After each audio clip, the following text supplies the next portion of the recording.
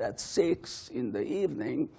So I was rather restless as we were marching around, reading the 16 points, which I recognize it took incredible amount of courage to write up these points. The Stalinist Hungarian society was about the same as the North Koreans now. If you made a statement like this, you were not only expelled from the university, but you were sent to the Hungarian Gulag. The only way to save those students who wrote this up at the technical university was to take responsibility for it by the entire student body of Budapest, which counted something like 15,000 students. These 16 points were the main contribution of the college students. Most of the fighting was done actually by teenagers and working class people. I had my date at 6 o'clock. With Martha, we went to the movie, and there would have been the time really to talk about private things, but as we came out from the movie house, we heard shots being fired nearby. We were just 1 block away from the radio station, and it was even dangerous to cross the Brody Street to take Martha home. Sadly, that was the last time I saw Martha. Things developed. The revolution started. I lived in the Rádai utca student dormitory, which was a quarter-mile from the Kilian barracks and Korvinkers, the absolute center of the fighting. What we did, the Russian tanks came through the Petrivki Bridge. We threw at the corners. We shot at them with submachine guns, which were totally harmless. We did that just for fun, honestly, just to send a message that we don't like them. But the real action was done 1 block further down, where the working class kids actually threw the Molotov cocktails.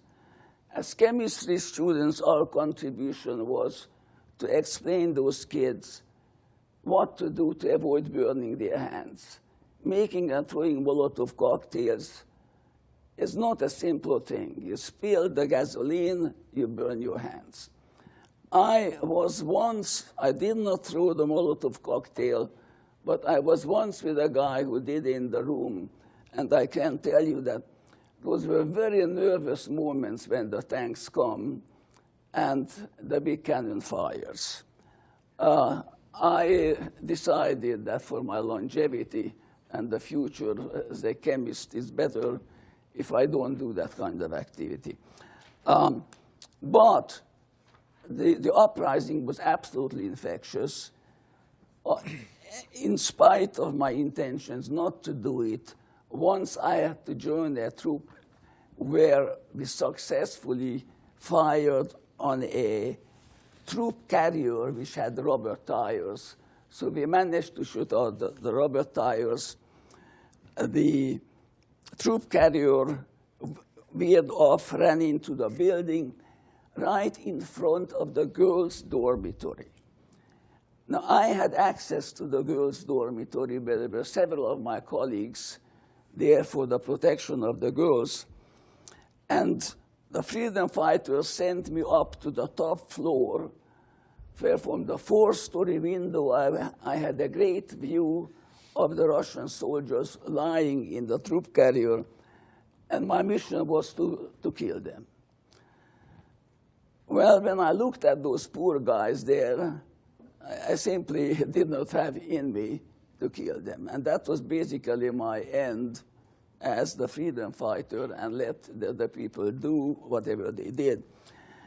Our professors came in then, that was October 29 or so, and he said that it was an absolute disaster for Hungary that a shooting war started, because this cannot end in any good way for Hungary.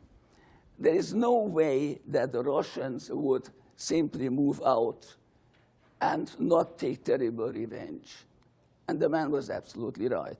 He said, our mission as students should be just to protect the university buildings, because if they are destroyed, then science education in Hungary would suffer a loss of many, many years, which would be a terrible damage.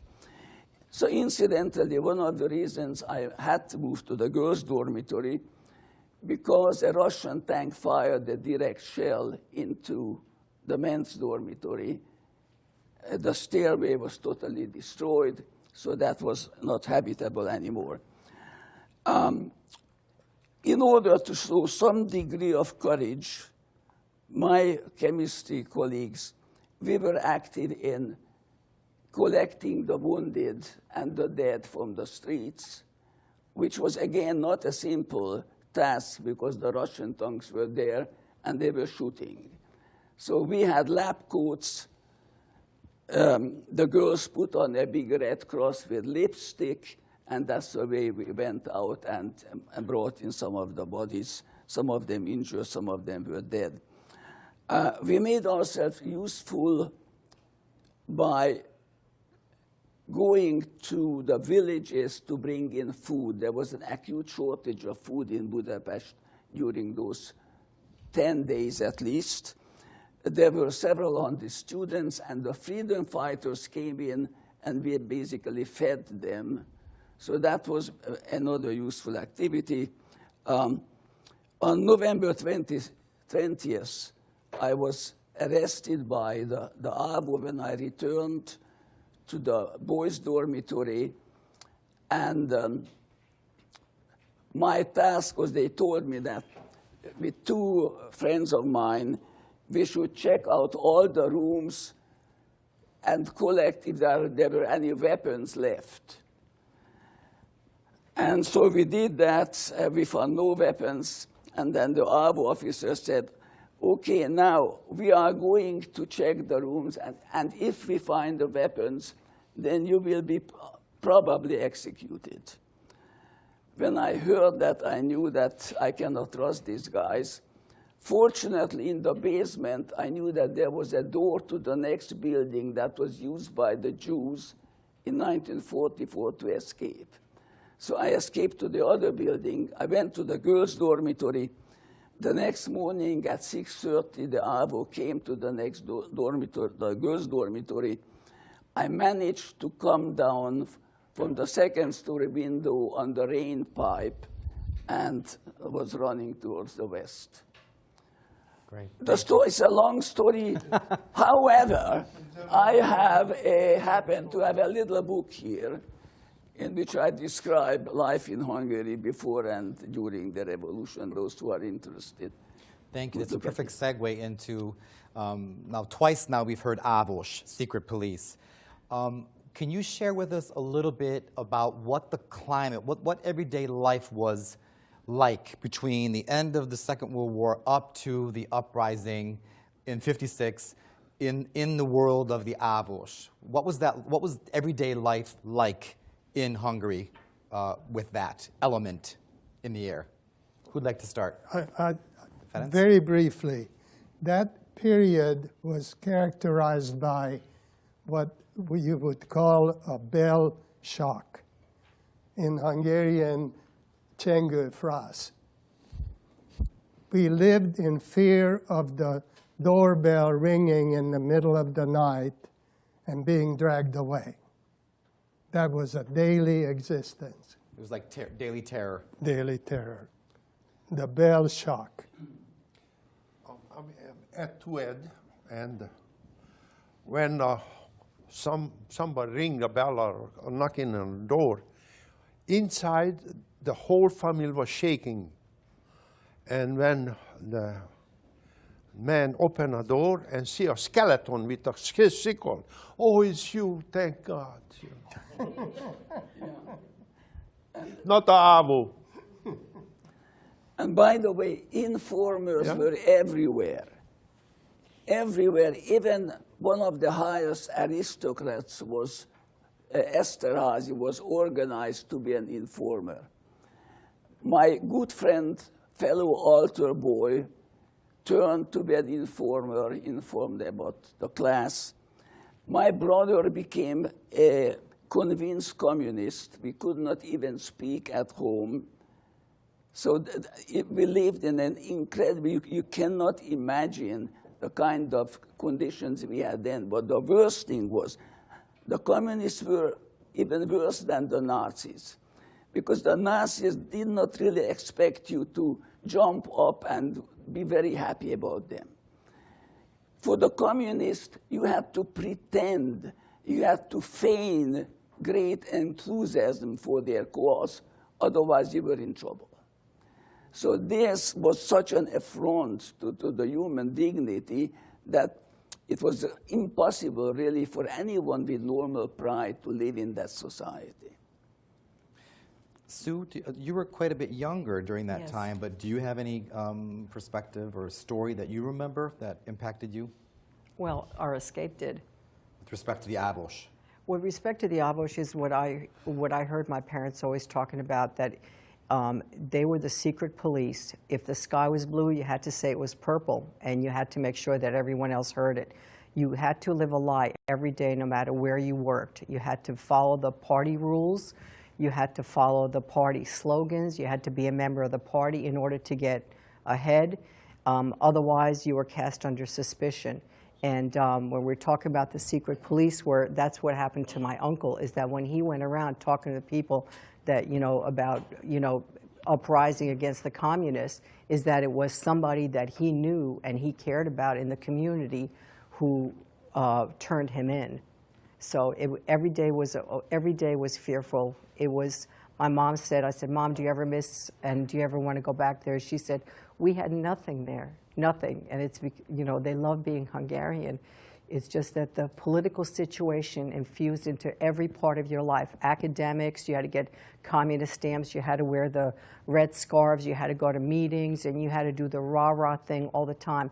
And it was just like when we read about North Korea, whenever I read that, I think of the same thing happening in Hungary to anybody who was thinking, who was caring, who loved their nationality, that it was a painful, painful existence. Go ahead. Joseph, you want to add something?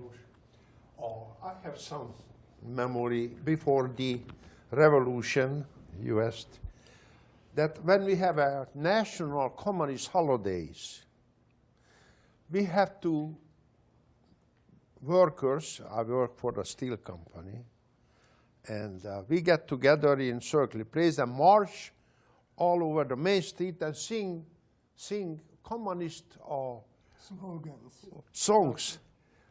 And when your heart and your soul full of hate, and you have to sing those things, you think you're gonna go to hell. And that's happened. You have to carry the communist flags. You have to sing slogans, communist slogans, and you completely opposite your heart and your mind, your feeling. And I have here a little carsalog, which I bring it with me. In '56, I have it in my arm like this, like a National Guard.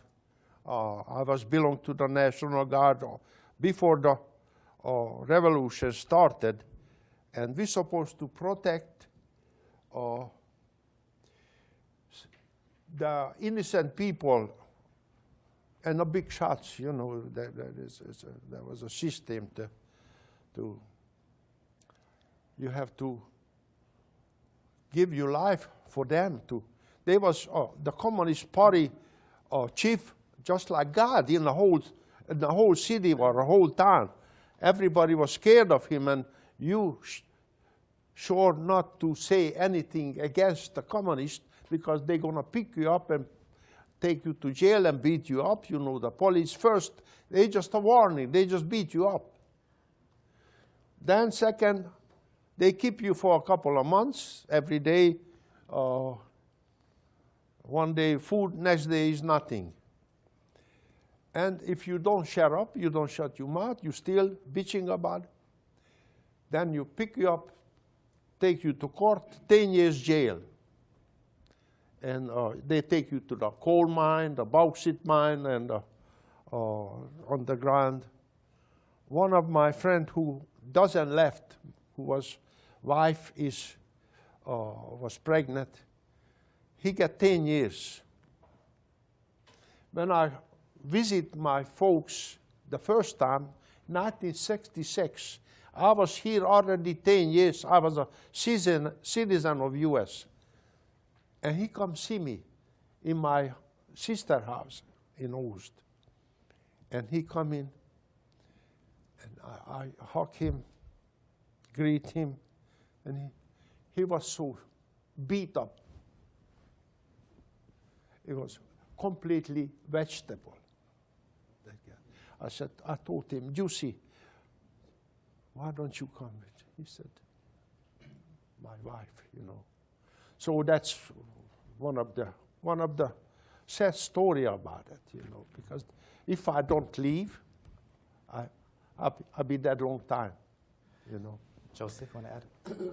One of the reasons why we were extremely intimidated were the news of torture that came out from the various houses of terror, which I should tell in detail, although it's really not a very pleasant story.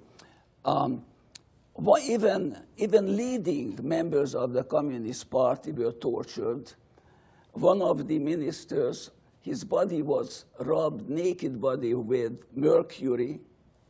His fingernails were pulled out, and the son of the defense minister, Farkas, urinated in his mouth.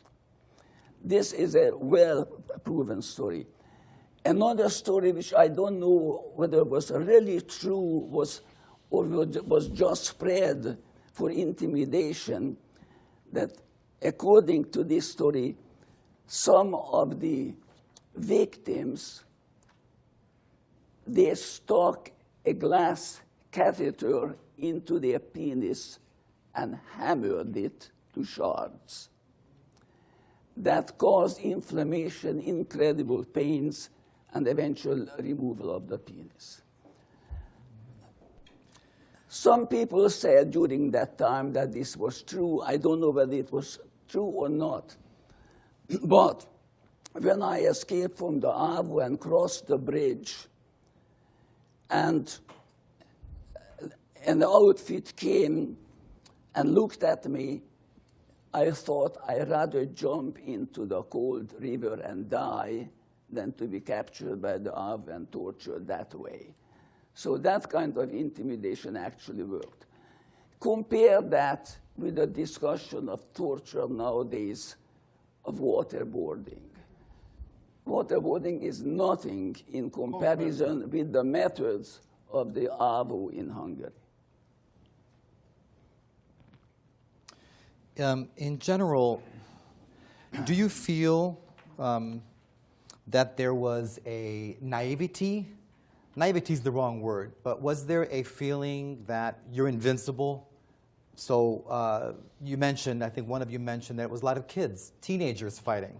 So was there a sense of, we're invincible, we're going to take this side? Did you have a sense of what your enemy looked like and the size of your enemy? I was talking with these kids because they came into our kitchen to eat on a regular basis. They were 15, 16, and 17. They had absolutely no appreciation for the value of their lives. They did incredible things. They lived in a different world, and they referred to the heroes of the 16th century in the fortress of Ager as inspiration. It was just an amazing expression of Hungarian nationalism that you Americans probably don't understand, because this country doesn't like nationalism. You know, you are a different nation. You are a creedal nation based on constitution, not on DNA. Hungarian nation is very nationalistic. It's hard for Americans to understand that degree of enthusiasm that was among the young ones, not among the college students. College students were not ready really to die for the fatherland.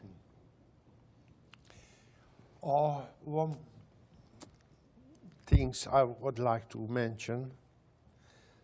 That I've been here in America, in Texas, was December 21st, was 60 years anniversary.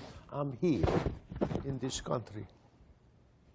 And I appreciate you American people to let us come into this country, special Texas. I love Texas. Ever since I come here, I used to have really Texas people, friends, to come to my state. I used to have a service station, and I served them. He used to have a Texas accent, but I don't.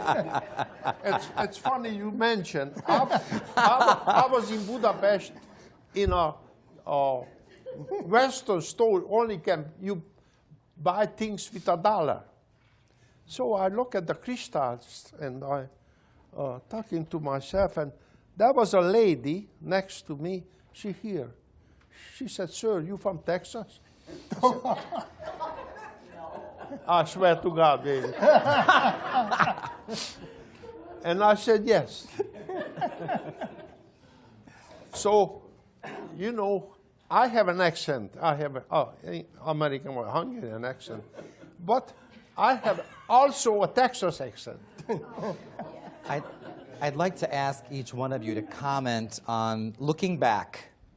I'm the son of 56ers. My parents came out similar time in November.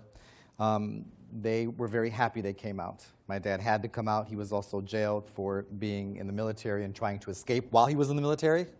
As you can imagine, that didn't go over well. Sentenced to 10 years. So would you do it again? Would you do it again the way you did it? there's no doubt. The choice was so clear.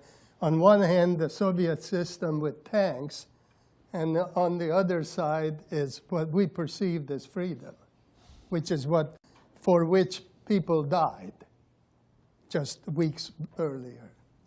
No doubt. No regrets. We was just hungry for freedom. What is freedom? That you can express yourself. You can go to the city hall and you get a permit, and you fill out the paper and that is your permit. And back in our country, even today, it doesn't have this kind of system what we have here. And that's a shame for the Hungarian government, even today, regardless how good is he, on other things, but the main things that let the people do their things. What ability they have, right. They make the living from their own, like I did here. And we're going to segue into that in a minute, but Sue, you want to add something? Yes, I do. You know, I wish I could stand up and dance around, but you measure the greatness of a country by how many people are trying to get in, not trying to get out. And I can tell you that, you know, in retrospect, as I think about how I grew up, and I've been to other countries and visited back to Hungary, this country is the land of opportunity. You have opportunity for everything, for education. It's a huge country. It's a diverse country. It's a country that's kind and caring. When someplace in the world is hurting, I mean, we send football fields of clothing, food, everything else that you can think of. The possibilities, the way of thinking, the positive way of thinking, the problem-solving skills that I have learned here that I see are still missing in other countries, you can't, they're just phenomenal. And so, yes, would I go through everything that we went through and all the hardships as we were trying to learn the language and everything? Of course I would, a million times over. Joseph? When I left Hungary, I was not thinking really of doing it for any kind of economic or financial gain. I sort of swore at the border that I will never again humble myself and kiss up to anyone, and that if I can do that, I'm a great success. And by those standards, my life was a great success. Now, I escaped to Switzerland not to the United States, where I had a chance to work with a Nobel laureate, and I did much better than I expected. I had a permanent residence in Switzerland, which incidentally is the richest country in the world. There are no poor people in Switzerland. There are only rich and very rich people there. But from an American visiting professor, I heard about the Declaration of Independence and the Constitution, and I absolutely fell in love with the American Constitution and decided I would come to the United States, which was again a very good bet, because where else could a biochemistry professor would get permission to do research on Stradivari violins but in Texas?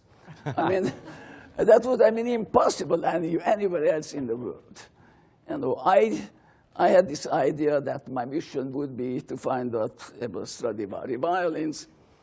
And, you get fired for such an idea. That you are not hired for that. So that's a long story again, but so I'm very happy to be again in Texas. I'm a late arrival to Texas. I came only in 1968. I came over with the Beatles and Queen Mary, not by Mayflower, in '64. But I was very happy with my life in Texas. Do anyone else care to add along those lines? 'Cause I wanted to add to it. One more thing, my dear fellow Americans, Texans, I said that in an interview about 30 years ago, to don't give up your gun for nothing.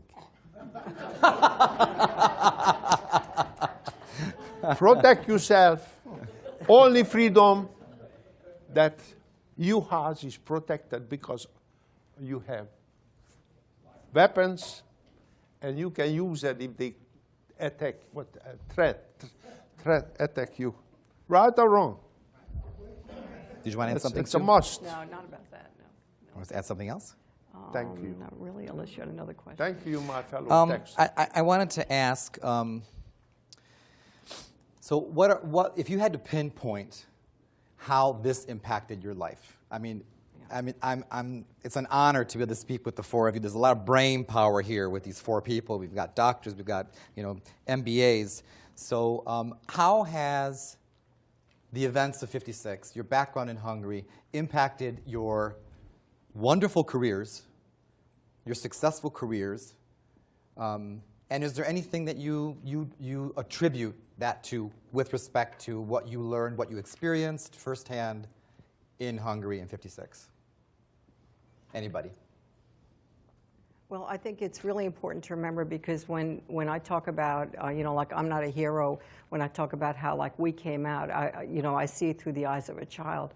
I can tell you that when we talk about immigration and refugees and things like that, traumatic experiences greatly affect schoolwork. Very difficult to learn language. Hungarian is the second hardest language in the world next to Chinese. So, there are things that you go through when you're trying to assimilate through the mind of a young child, into whatever society that you're in. So what I know that my family and I are like is that, we got nothing when we came here. There was no government assistance. So, my parents took 2 jobs, and they worked and they worked and they worked, and we studied.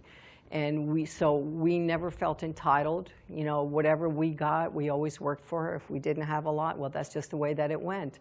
And I think being able to do that in a country like the United States is really one of the things that I'm most appreciative of, is that not only did we get opportunities here that are just not existent in other places. They're just not there. You go to almost any European country, unless you're in the top of your grade in college, you're not going to be able to pick your career. Let's say you go into a medical field. If you come in the 10th or the 15th, those things are assigned to you. The things that we take for granted here are unheard of in other countries. And so I would say that for those of you who are in education or social work or anything having to do with kids and children and teenagers, you have to realize that the people who come out of situations like that, they're not just survivors, but they're thankful. Thank you. Anybody else care to add? Well, each of us could have a book's worth of I'm sure. stories. For me personally, a series of obstacles that I had to overcome myself, even today, it just made my life, even in retrospect, more valued in my own eyes anyway. And so the process of achieving something, in spite of all the obstacles, is much more possible in this country than in any other. And we appreciate the freedom, the opportunity, what we have here, what we don't have ever, not even any European countries, you know, not just Hungary. Yeah. It's West. Joseph? Well, again, let me compare Western European countries with the United States as they welcomed the Hungarians. In Switzerland, we were treated very nice, and we got a lot of stuff from the citizens. But every week I was reminded by the citizens how much they donated to the Hungarian cause.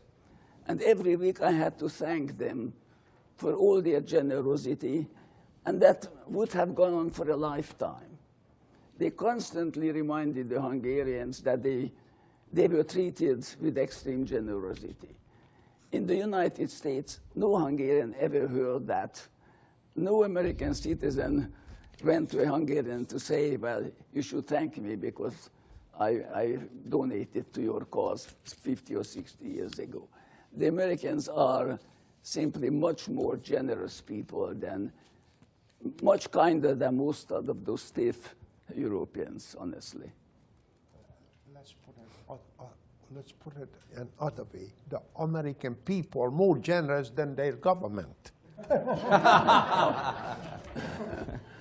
Is there anything else you'd like to add before we open the floor to whoever would like to ask questions? Okay. Okay, your turn. Who would like to ask questions?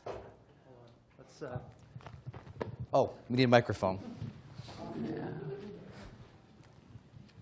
I'm just curious as to when you were leaving the country, what were the methods of transportation? How did you get around without people knowing you were leaving and that sort of thing? We left at the crack of dawn, the very first train that came into Gardon, and there were just a few of us there, and I remember the train rolling in. It had these huge wheels and made this horrible noise, and we went to the county seat, Székesfehérvár, and there must have been thousands of people there, and everybody thought that all the trains were stopped in Hungary, and we wouldn't be able to get to what's called Saturday Place on the western border of Hungary, northwestern border, which is on the border of Austria. And so we waited, and we waited for a long time, and then finally a train came, and when we got on the train, that train was, it was packed like sardines. You couldn't move, and it was full of nothing but kids and parents, and so we were all like this for hours and hours, and nobody was saying a word, and people were just whispering, and once in a while you hear somebody saying, well, we're going to go see